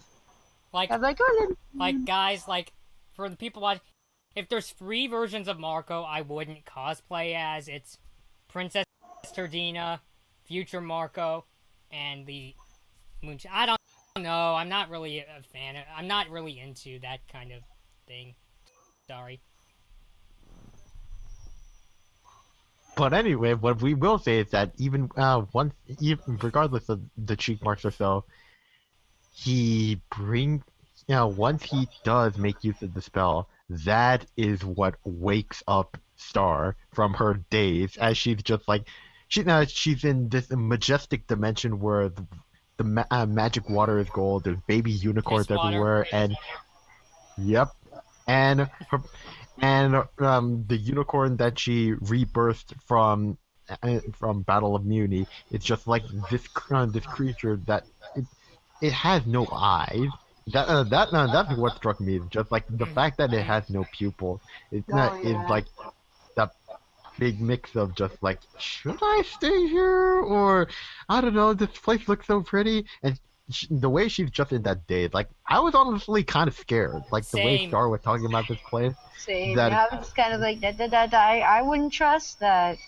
Nope. And she's just like, oh yeah, it's so wonderful here. So I will not trustworthy, but I give my you can't remember Marco. You can't remember anything. And then Marco has to remind her that Star is her name, and that's what wakes her up. And right after that, then she realized she had to go back. she can now transform into her full butterfly form without being in like a drug-like daze. Well, Okay, that's one of the questions. How does she realize that? And how does that happen? magic. Literally. But no, I think the fact that someone was there to wake her up when she's in basically a place beyond dimensions is just Yeah, that's all it really tells. Most likely it was like really there was like a lot of magic to work off of there, and then Yeah, you know, it is the source of all Yeah. magic apparently. yeah. So I guess. That's the one time where when the show is vague, I could understand it being vague, you know? I think it works very well. Yeah, indeed. and then she's able to come. She's able to come back and. Basically, when Marco says like, "What are you doing with my wand?" It's like I used it. That is the dumbest thing you could have ever done. Thank you. And just that Admittedly, hug and That was like the cherry on top of a very good sundae, you know? oh yeah, like and then like she's hugging him with like all 6 arms. All 6 arms, and Marco's just blushing over there. And of course, Jana had to be the commentator at that moment. You get a portal. You know, I have to ask this question. If Star has 6 arms and 2 legs, doesn't that make her an arachnid? No, because the bottom parts could just be, I don't know, antennas or just Her just the antenna is trails her off hair. the wings. A spider butterfly. Spider butterfly. Well, Darren Nefsey likes spiders, so I guess it makes sense. Does that mean her favorite character is Eclipsa? I still think it should probably be Star, since, you know, she's based on Nefsey herself. Okay. Okay, so final episode of the ones released in this 2-week batch. Monster Bash. This is the one I was mixed on. I liked it, particularly the ending. The only thing I didn't like was, again, 3 episodes of this whole monster human thing. Like, why? That's it. I mean, I think it's a good aspect of the show. I don't think it was approached very well. Again, I think like you said, Bobby, the main part of the episode that I enjoyed in this case was the end, and for completely different reasons other than what are that have to do with the whole monsters and humans being together thing. That's gonna prove interesting because the second half is where I felt it was not only extremely rushed, but it was kind of poorly handled for me. Yeah. Which half? The second half of the episode, like once they get guess so. to Meteora's Yeah. room. It felt like we could have probably like known a little bit more before the whole reveal. And the fact they're still trying to keep secrets even though they just put up a reveal. Oh yeah. I'm kind I of used felt to like that we got- because that tends to be the case with Steven Universe, but definitely it's not something I would say, oh, I'm good with that, like I like it. No. I don't know. I don't know, like honestly- you two seem. I was honestly Go fine ahead. with what we got, to be honest. Like, the whole build-up. I mean, they've been building up that, you know, is Miss Heinous a butterfly? She, like, once painted, like, clubs on her cheeks. But... Yeah, but they were built. I think the problem for me was that all of those episodes were built up as a joke almost. Like we never got to have like like say what you will of Ludo's moments being mostly comedic, but he got some pretty dramatic shit happen to him multiple times before the final reveal happened to him. Whereas with Miss Heinous, aka Meteora Butterfly, AKA, I once how called many her the bitch from episodes? St. O's. Oh yeah. How many episodes have we gotten with her? We got 1 episode in season 1, another in season 2, and so far 2 with season 3. and most of them up to this point have just been bits of dark humor. True. Like, it just feels like factoring her in a mostly gag character and not one who's actually been present so long and suddenly making her probably the most important plot point thus far, which is that she is Eclipsa's bastard daughter. It's something I think should have been handled in a more dramatic light.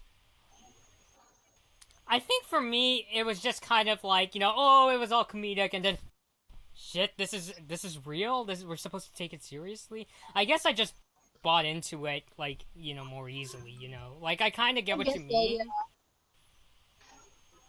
But, I don't know, I guess I just... I will admit,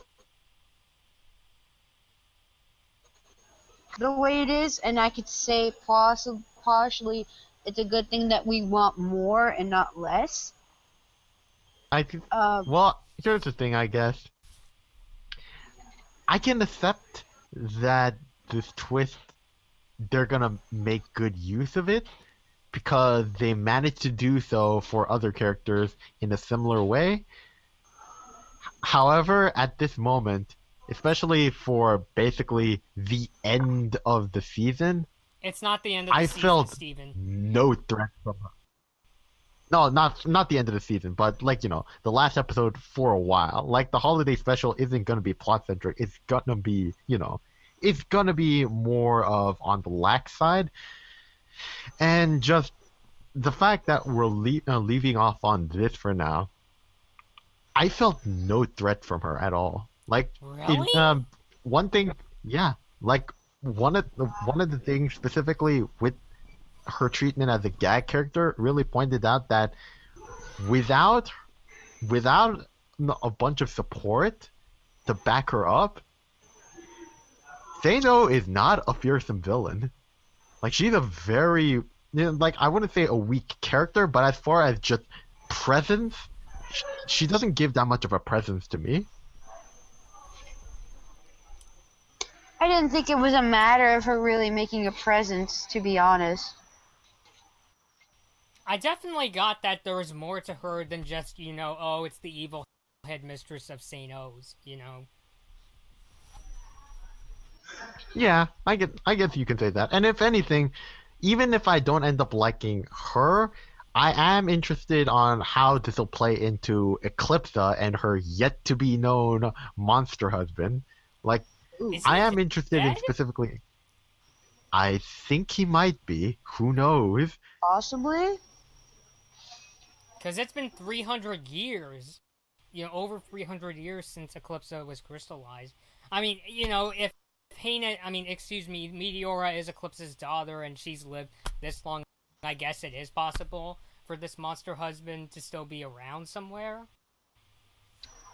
Yeah, and for example, the fact that she didn't have very good memory for a long time until she had kind of like triggers that we saw in this episode.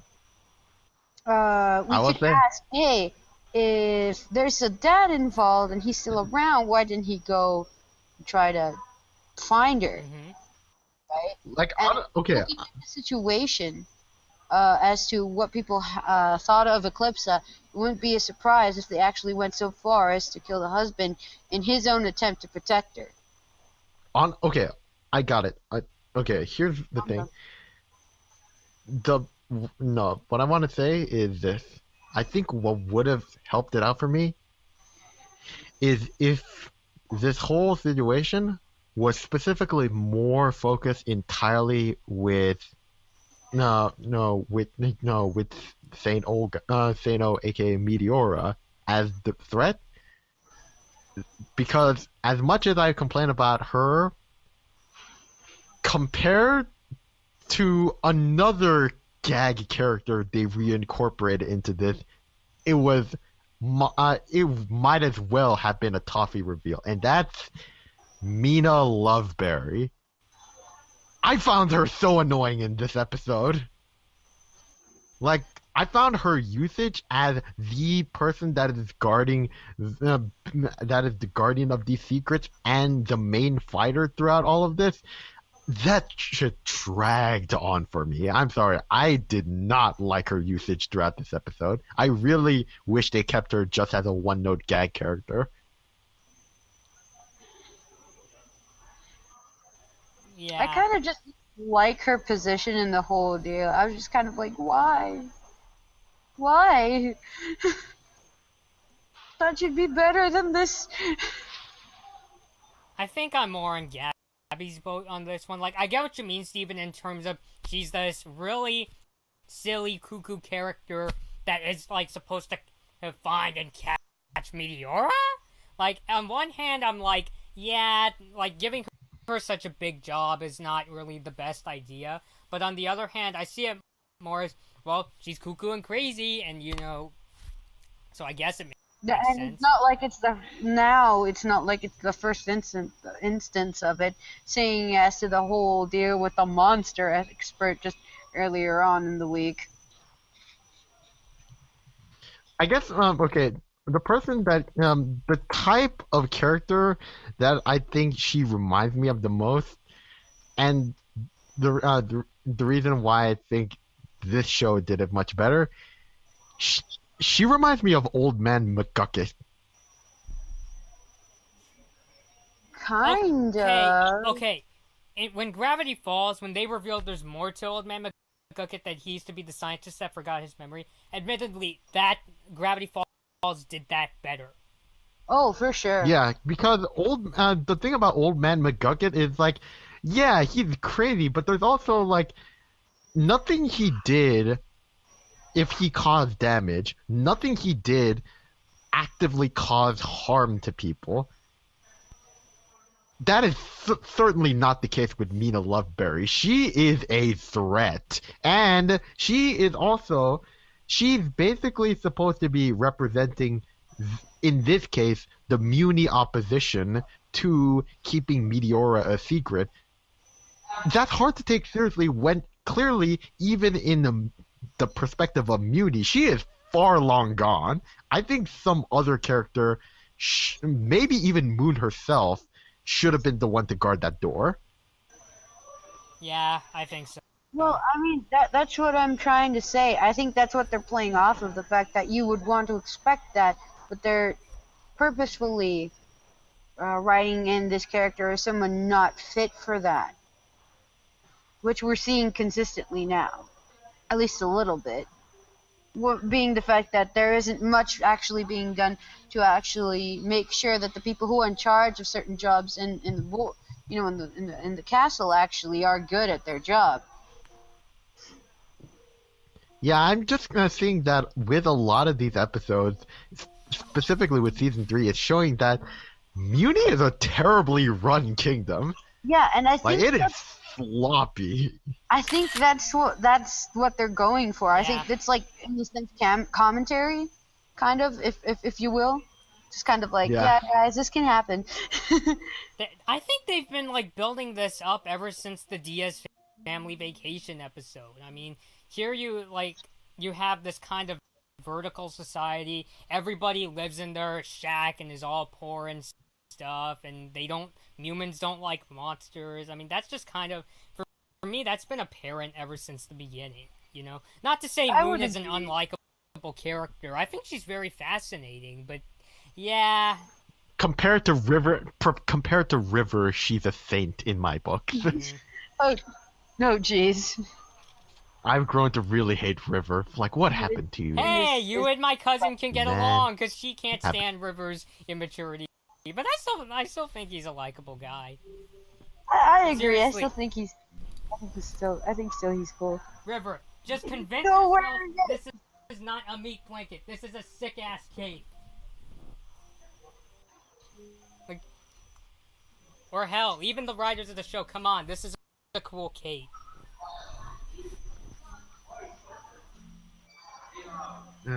Okay, I will say, as much as as regarding the more plot-centric foreshadowing stuff, I wasn't that big a fan of. the reason why I like the first half regardless, and the reason why I don't like the second half being they that they kind of sideline all of this, specifically when it comes to showing how easily both the humans and monsters get along real quickly, I think that stuff is handled really well.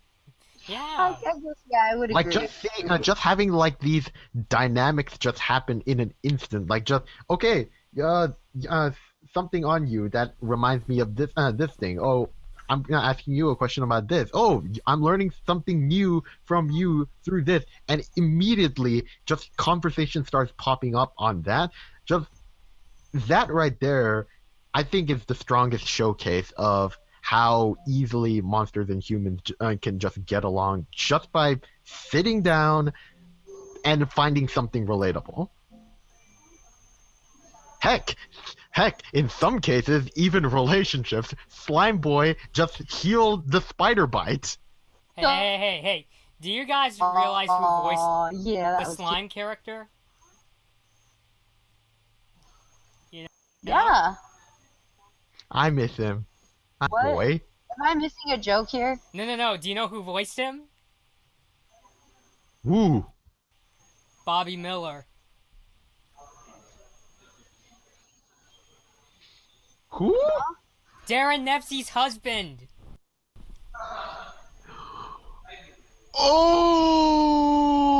Oh!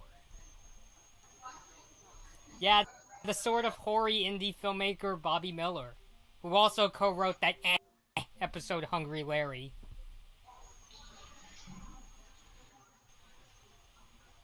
Well, you have a nice voice, Bobby Miller.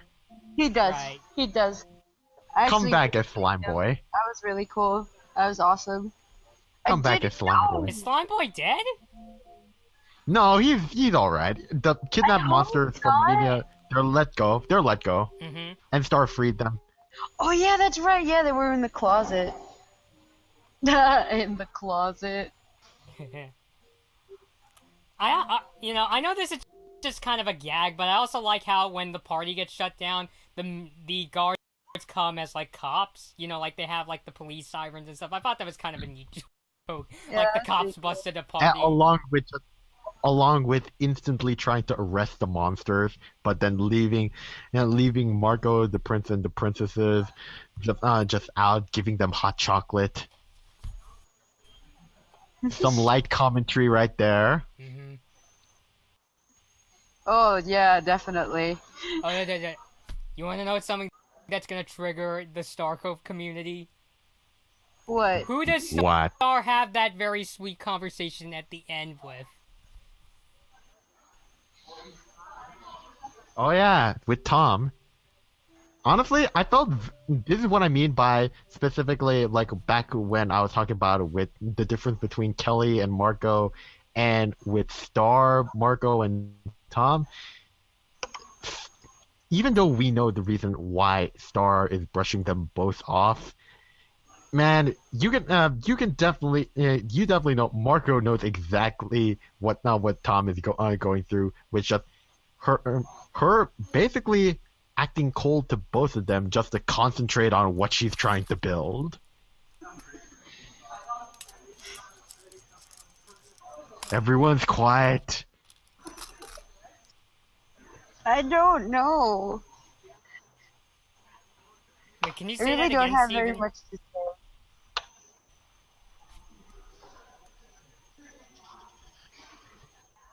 Okay, this how Kelly is dealing with Tad Mm-hmm. and Margot, and comparing that to how Star deals with Marco and Tom, Mhm. especially with Tom in this episode. The way Star is basically brushing everything aside to focus on this monster bash. I definitely felt very sympathetic to Tom. It's just like, man, he really doesn't deserve this kind of treatment, to be honest. Neither does Marco. Like, we get it, Star. You want to make visible change to your kingdom, especially since it's kind of fucked up right now. but you're basically using both of these guys at your whim, to meeting up with them when it satisfies you, and when everything is currently busy, just fuck off. I'm focusing on this thing right now, and in a very nonchalant way. Well, I mean, Okay. it's definitely a good example of what not to do. And I think that's part of what they're trying to point out, that, I mean, Star is trying to do better on that account and try not to focus on it and not build up drama and what have you, but she's not dealing with it in a way that actually really helps. It may feel comfortable for her at the moment, but it's still just going to be there. And I think that's what we're getting. It's like right now it's all building up, and we're going to have it addressed ultimately when it's built up more, you know, because the way she's reacting to, she's treating the situation right now is just kind of like, it's not here, I don't want to deal with it right now, I'm just going to focus on this over here instead. Yeah. And I guess I definitely want to say partially that could be sort of a reflection of the experience that Darren Nefsey had. I'm imagining. I'm not sure. I can't really say whether or not it is. But if we were working off of that, that would be a really good example. Kind of like, just like how people can be flawed in their reactions towards these kinds of situations, you know? I definitely want that conflict. I don't want that ignored for a long time, like running with scissors, waiting for another season. Please I don't want wait that on to that, be shaded. Star Crew. Yeah, like I want that lampshaded in a future episode, specifically once we get to the next bomb. Like that's something that really needs to be acknowledged and taken face front. I Like we can't honestly, ignore something like this. I honestly don't think that will happen. I don't think they're really going to focus on that, or kind of like bring it out into the spotlight for a while. Just because of the nature of it I will and the way say, they're like, playing it off. if they did it in a more sympathetic way, like going back to the problem how we went from Scent of a Hoodie to Lint Catcher, how Star just went from, oh, I miss Marco too, why are you back in my life? If it was more of a gradual and relatable, if they did it in a more gradual and relatable, then I could understand her being so laser focused, you know? Well, I don't know. I can kind of see that happening. It's not a very kind of like, you know, what's the word? Admirable characteristic or something that one would want. But Like, I understand why she's being cold. She's not, giving, and particularly in Monster but Bash. I'm also talking about the fact that it's happening so fast.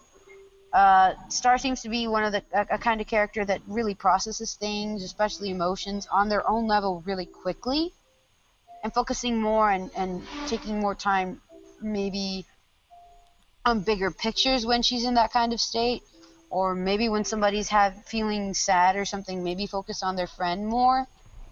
But yeah, I'm not surprised Star is kind of doing this off of, like moving really quickly as far as emotions.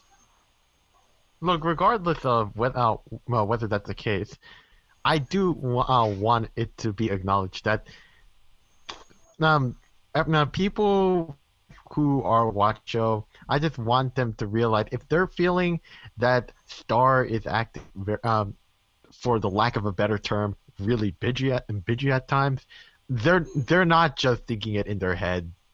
It is sort of the case. There is a reason behind it, but her attitude in these current seasons at times, it can be really dislikable. Yeah, it's Definitely. teetering on dislikable. And I think it's a bold move, mainly because a lot of times one doesn't want to paint their main character with any really notable or questionable flaws, like the cold treatment. But I don't know. I feel like it adds to the kind of like human aspect of them, just kind of like more. I get that, but like the thing is, shit, what was I about to say? It's not as apparent as in Windcatcher. Like, you know, trust me, when I go make the image for this video, you're not gonna see my animated Blood Moon me getting pissed off, okay? Like, it's not quite to that extent, but it definitely feels that sort of, you know? But hey, if it does get lampshaded and they acknowledge it, then yes, we can take this as a really bold move, and we can still look back at it in a good way. But I do want it acknowledged, and I want it acknowledged real soon. I feel like it could possibly happen the next time we get another bunch of episodes. I don't think we're going to see it anytime real soon. No, not in the next the episodes they're gonna put out on December 2nd. That probably No, not those. If they did, that is one ballsy Christmas special. Now, they are coming out with like a holiday special and a Stump Day episode. Ooh. Which is Starsburg, but even then, I don't really know if they acknowledge that. They might hint at it, but I don't know if they'll like fully. I don't know, because a birthday episode. I'd be surprised if they did. Oh, go ahead. Because I could see in a birthday episode, you know, it's the one time where Marco kind of not fully admits that he likes her, but you know, he's like super appreciative of Star and things like that. So I don't know. Maybe they'll hint at things. But then or again, try to like surprise her. Because that's the premise of the episode. He wants to surprise Star.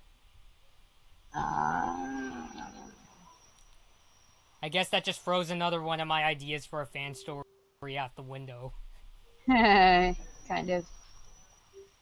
Alright. Well, I think that's a good way to wrap it up. Do you want to say anything specific before we now leave off? You took the words right out of my mouth, Steven. Other than technically speaking, I really like the season 3 episode so far. It's just that they feel kind of unpolished. So yeah, I can agree. Yeah, I'm definitely I'm basically feeling like I'm on a tightrope. At any point, this show can dive between amazing or really bad. So please don't go back into the bad. Please don't go to the bad stuff. Please don't go to the bad stuff. Episodes, oh, no! I feel are as bad as something like a lobster claws, but still. Okay, yeah, no, Star nothing's through, bad. like, you know, bad. again, you know, please take your time. I know fans want the new episodes as soon as possible, but you know, just don't forget to make good products. Pretty much what Bobby said. Yeah. All right then. That covers everything. Yeah. I've been Steven, and I'm heading to the gym soon. And basically, I need to send this recording separately, so I'm off. Mm-hmm. Hey, are we coming back for the 2 holiday episodes? It depends. Like, if we really have a lot to talk about, then sure. Otherwise, we can talk about them when the new episodes come out. If anything else, I'll probably cook something up. So, alright. So, that's it. This has been Steven, Gabby, and Blood Moon Bobby. This has been The Butterfly Show. Please subscribe to us on the Blood Moon Bobby YouTube channel. And thanks for watching. See ya. Go for life! Bye! Darko for life. Hey guys, this has been The Butterfly Show on the Blood Moon Bobby YouTube channel. Please subscribe for more of our discussions and trailer reactions to episodes of Star vs. The Forces of Evil. Please like, comment, share, and check out our other videos. Thanks for watching.